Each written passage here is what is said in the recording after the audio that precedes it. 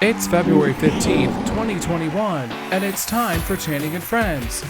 Former Mandalorian star Gina Carano already has plans to move on after being fired from the show last week over inappropriate remarks on social media, what she's planning to do next. Then, moving on in the midst of uncertainty, Jamie's got advice on how you can stay inspired to continue growth and productivity during the pandemic. And from a giggle to a chuckle, Doug Hanson, Lydia Hooker, and Porsche James from Cosmic Force Comedy are here to talk about their skits that will definitely make you laugh. So, let's talk about it.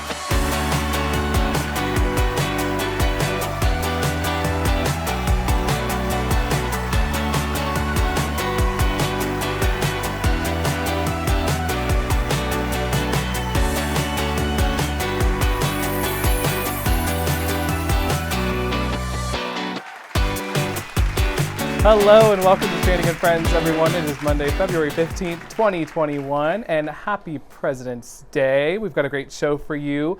Michael and Spence, how are you doing today? Also, how was your weekend? Valentine's Day weekend, right? Yeah, I'm doing much better. I have tested negative.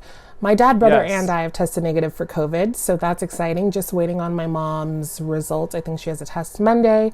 So we're all doing better than we were a week ago. So good. So I'm getting my smell back, and I'm good. And this weekend, as far as this weekend goes, it's like any other weekend. Valentine's Day isn't particularly special to me, but it's good nonetheless. Yeah, Spence, how about you? Yeah, echo that. It was pretty much like my typical weekends of the last year or so. But that's okay. I watched a new movie with a Nicolas Cage. And it was horrible, but also great at the same time. He fought, those Chuck E. Cheese robots that like sing the song, like the band robots. Yeah, and Chuck E. very Cheese's. Scared of those. Yeah, so the movie is him like fighting demonically possessed ones. And no thanks. Yeah, it was crazy. But if you have a hankering to watch something absolutely insane, it's called Willy's Wonderland, and it's on Amazon Prime. So thank you. That was my weekend for Valentine's. I might watch. I'll let you know what I think. Yeah. You know I won't be watching that. All right, you guys. So last week we all heard the news of the Mandalorian star Gina Carano being fired from the show. The news followed a social media post where Carano implied that being a Republican today is comparable to being Jewish in Nazi Germany. Lucasfilm confirmed her firing, calling the post abhorrent and unacceptable.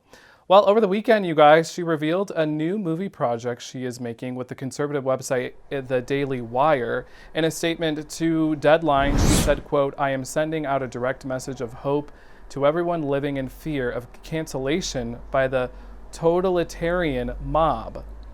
I have only just begun using my voice, which is now freer than ever before, and I hope it inspires others to do the same. They can't cancel us if we don't let them." So what are your thoughts on this, you guys? Spence, we'll start off with you. Well, first of all, her comments are like beyond just like gross. They're just stupid and not accurate at all. No one is point blank murdering or committing genocide to conservatives in America. End of discussion. Not the same. Yeah. I have a lot of Jewish family. My mom's father is Jewish, so half of my family is practicing Judaism, and I had living relatives who recently passed away in the last year who were in camps during World War II. So nope, yeah. Not the same. Yeah. Your bigoted political views, even if you're not on that far end of the right, but just being a Republican does not make you oppressed in America, and stop pretending that it does. Typically speaking, conservative ideology and politics do the oppressing of the actual oppressed classes in America. So crazy hypocrisy there. Also, Daily Wire, I believe, is Ben Shapiro's company. And yes, Ben Shapiro is a super, super hardcore, disciplined,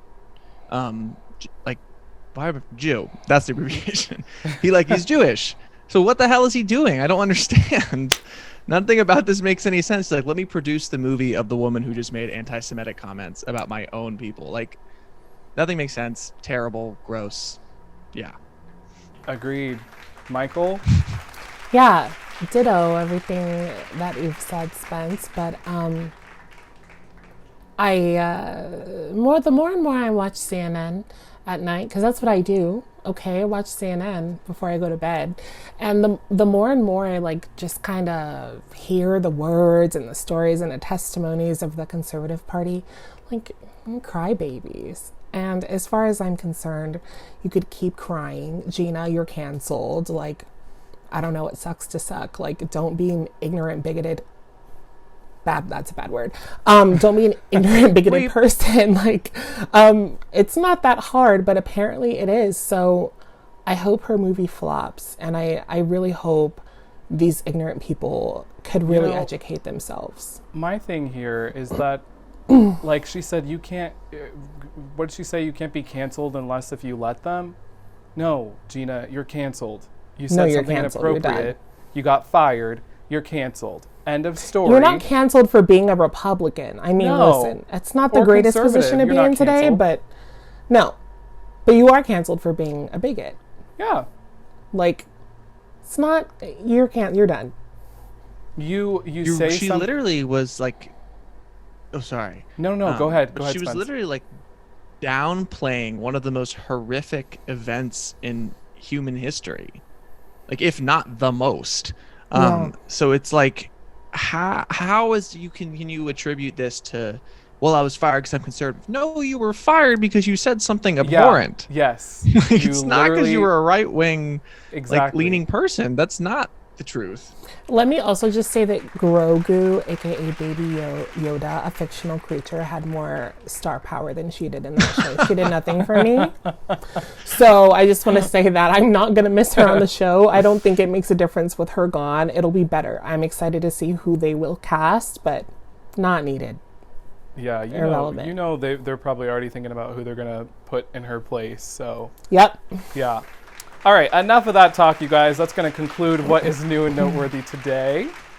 Coming up, we're chatting with the very funny creators of Cosmic Force Comedy. We'll be right back.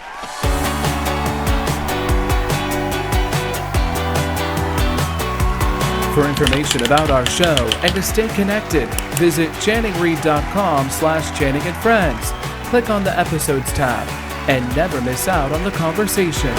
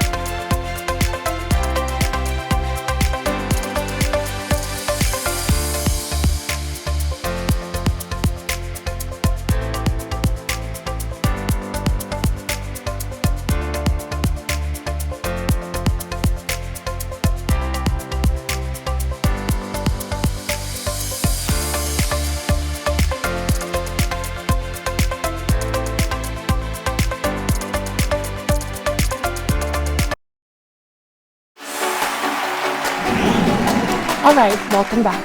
Our first guest will definitely make you laugh in a good way. They appear in videos posted every Monday, giving us those classic comedy feels. Take a look.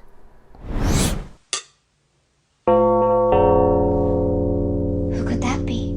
I gave the maid the night off. I'll get it.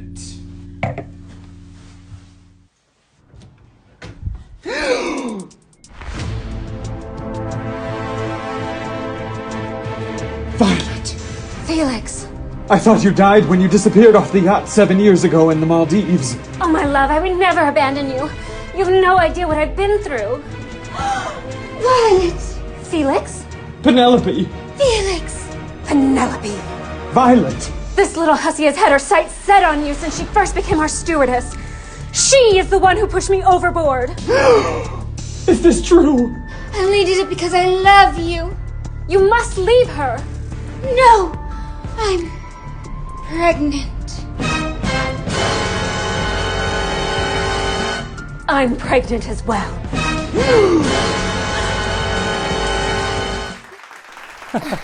And how can you not love their videos? Please welcome from Cosmic Force Comedy, that is, Doug Hanson, Lydia Hooker, and Porsche James. Hello, you guys. How are you? Oh, it's literally so good to see your beautiful faces. And I have to say, I'm just a big old fan of your skits. They're so good. I look forward to every Monday. Yes, we love you. We're big fans of you, Channing. Oh, thank you. Thank you. I love us supporting each other.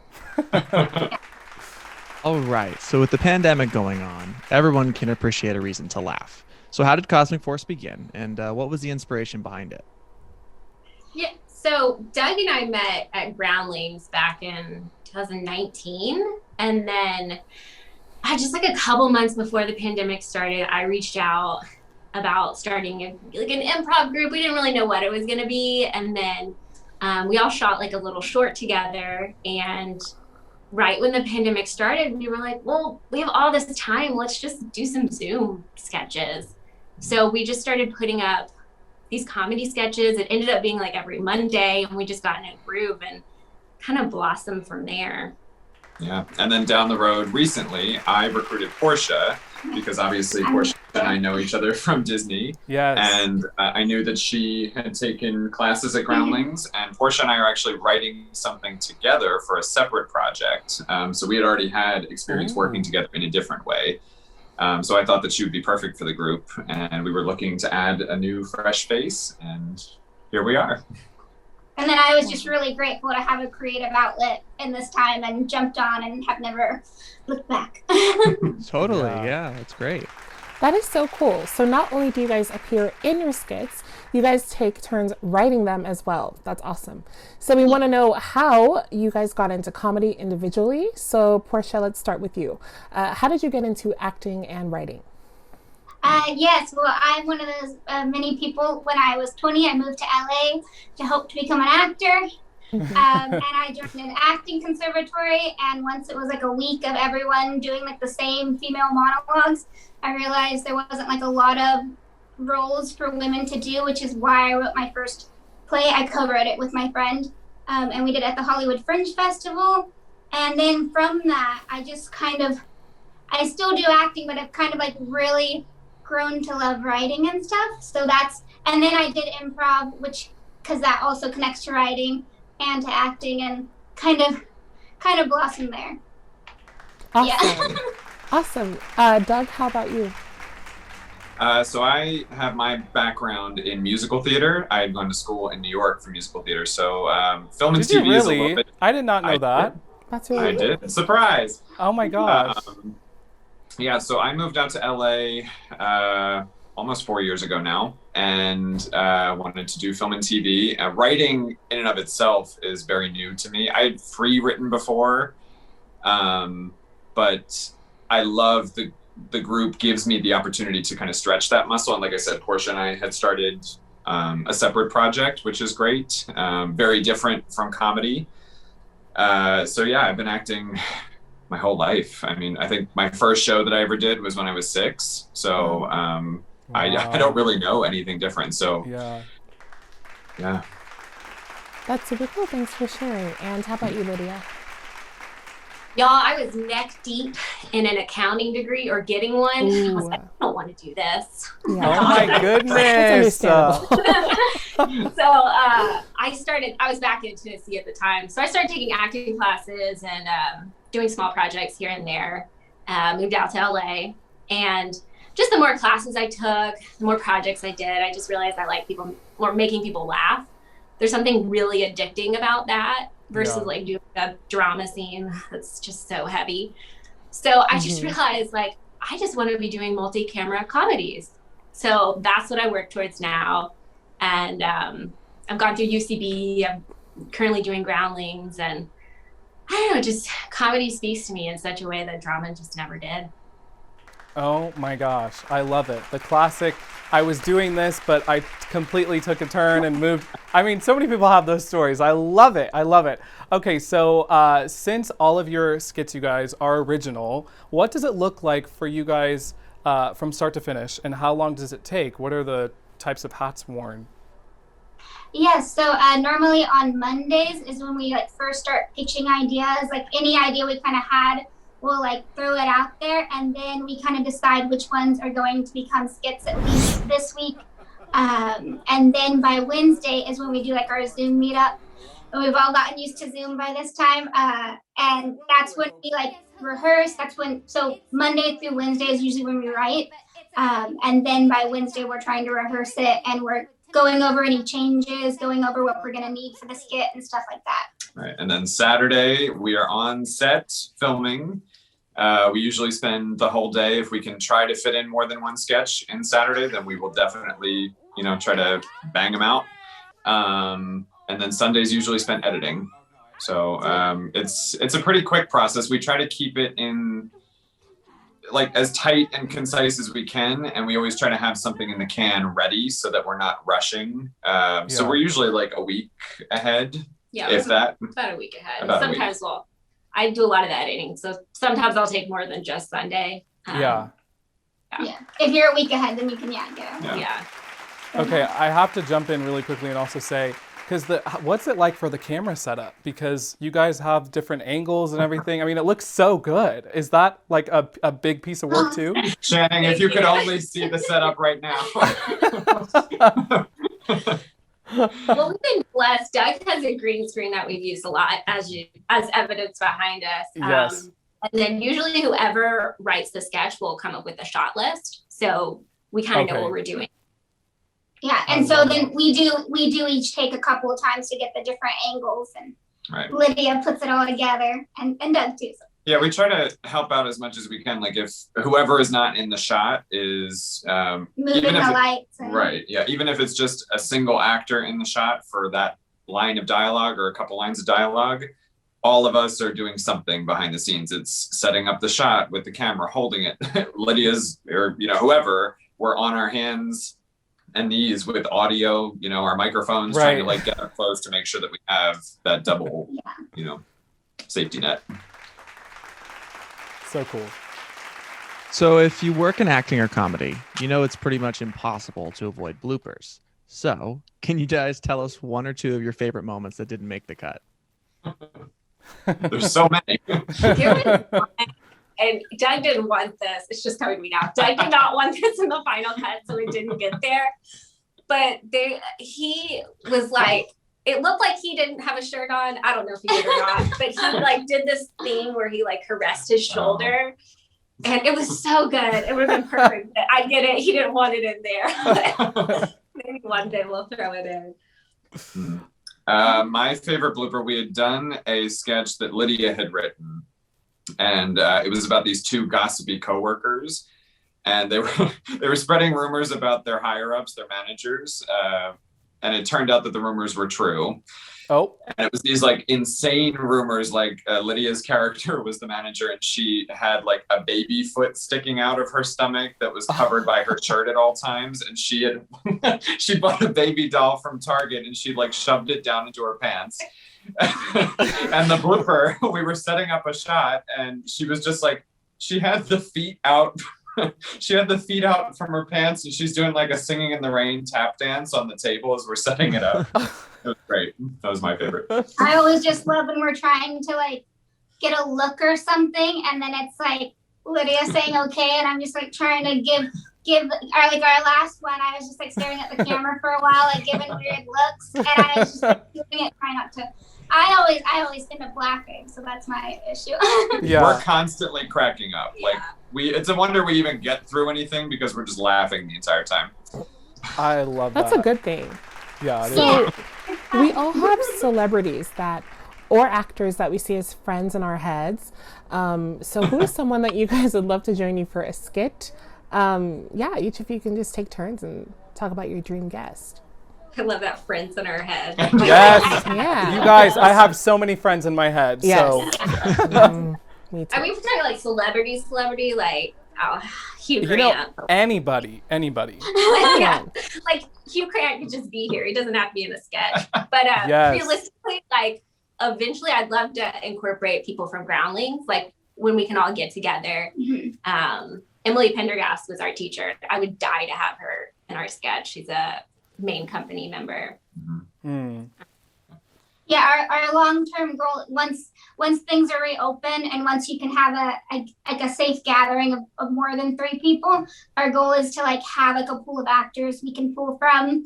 I mean, will they be like big names? Probably, you know, but just so that way it's like, because each actor gives something else to a sketch. But I would love like Maya Rudolph or my personal. I would love to have Kristen Wiig because I just. Oh my gosh! Just have them redo. I love her. Yeah, I would be a mess. Like I would be laughing the entire time. So I think I'm sure. Be in a sketch with her. Just stare at them and not be weird. Yeah, right. Hopefully. Oh my goodness, I love Kristen Wiig. She's definitely my favorite. All right, you guys, that is Doug Hanson, Lydia Hooker, and Porsche James from Cosmic Force Comedy. Thank you guys so much for coming on the show today. Thank you. Be sure to follow them on Instagram, Facebook, and YouTube, just at Cosmic Force Comedy. Thanks again, guys.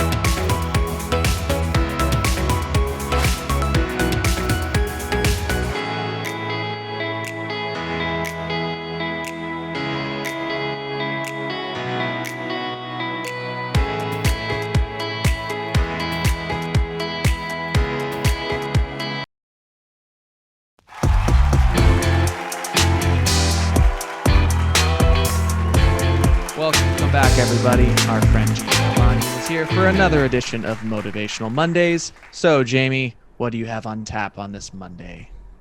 Oh, hey, Spence. What we're going to talk about is growth today.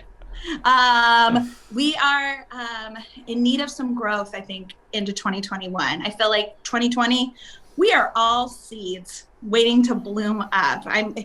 Whether we are, still in our comfy sweatpants or haven't shaved for days, we're kind of in a dormant situation. And I feel now going into 2021, we're bridging into our blooming stages.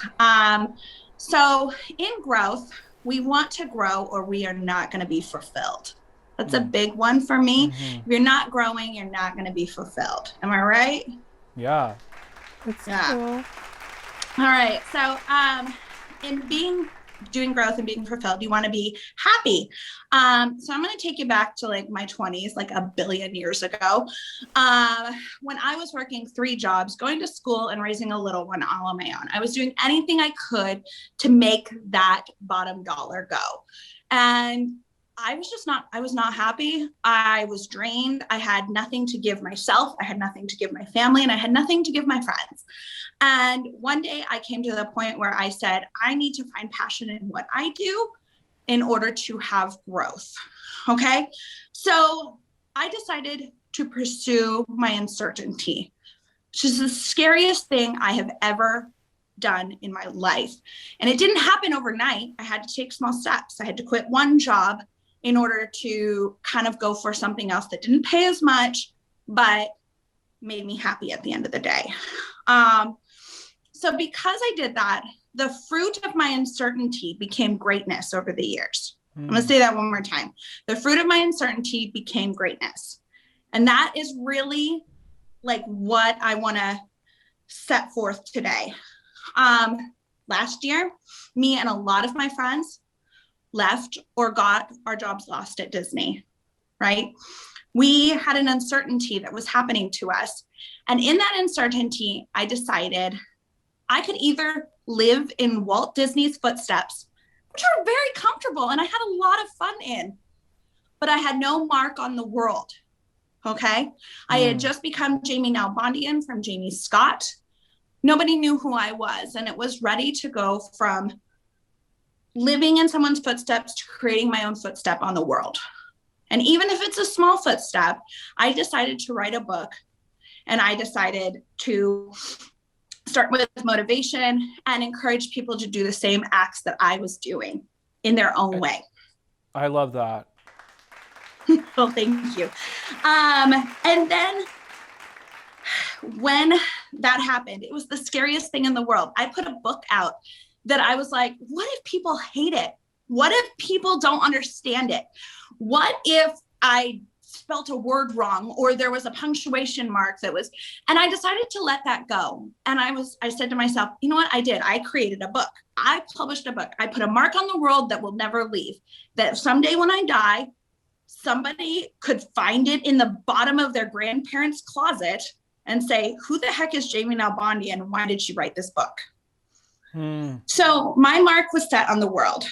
And then I'm going to tell you that when you do that, you have to reward yourself. Okay. I completely worked so hard. And so I wanted to achieve my greatness.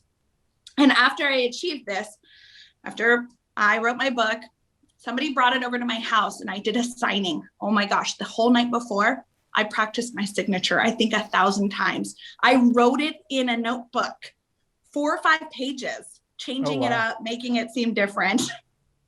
I was nervous. My hand was shaking. This was my friend. This is the first time I autographed anything. Okay. I was like, I have watched Pluto do it 1 million times, Goofy do it 1 million times, Mickey Mouse do it 1,000 billion times. I was like, oh my gosh, somebody wants me to write my name in something that they're going to have. So then I rewarded myself. After all that was done, I wrote my book, I signed the first book, and then my husband and I had a giant bottle of wine because you have to reward yourself from the happiness. So I'm going to wrap it up with, grow or you will not be fulfilled. The fruit of uncertainty is greatness. And then after you achieve, reward yourself every single time. I love that so much. And I love kind of like what you said at the beginning, like kind of moving into the uncertainty of things. That's so big because I feel like a lot of the time when you're uncertain about things, you don't want to do anything. You just want to sit there and kind of just feel it out. And so I love that because then, you know, once you jump into things, then like you maybe start to find yourself, find some new things that you're interested in or new hobbies. I love that. Jamie, that was so good. So good. Me too. It was great. Yeah. Yes. And I think we've all had time to really work on ourselves too, you know. All of us in some way, shape, or form, we've had time to ourselves, maybe more than what we've wanted, you know. So I think it's good. That's something good out of this time, the pandemic, and just, you know, having to stay indoors for so long. So Yep. Definitely. All right, Jamie Nalbandyan, thank you so much again. You guys, to get more inspiring messages from her, follow her. I cannot speak right now. Right here on Instagram at Jamie Nalbandyan. You can visit her website, jamienalbandyan.com, and you can buy her book, Living Your Life in Plan B to Z, on Amazon. Jamie, thank you again so much. We'll see you next time. Thank you.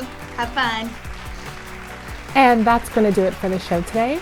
We want to thank Doug Hanson and Porsche James from the Cosmic Force Comedy for joining us. Yes, remember, you can always catch us on IGTV and YouTube. Thanks so much for joining us, everyone. Have a great day, and we'll see you next time.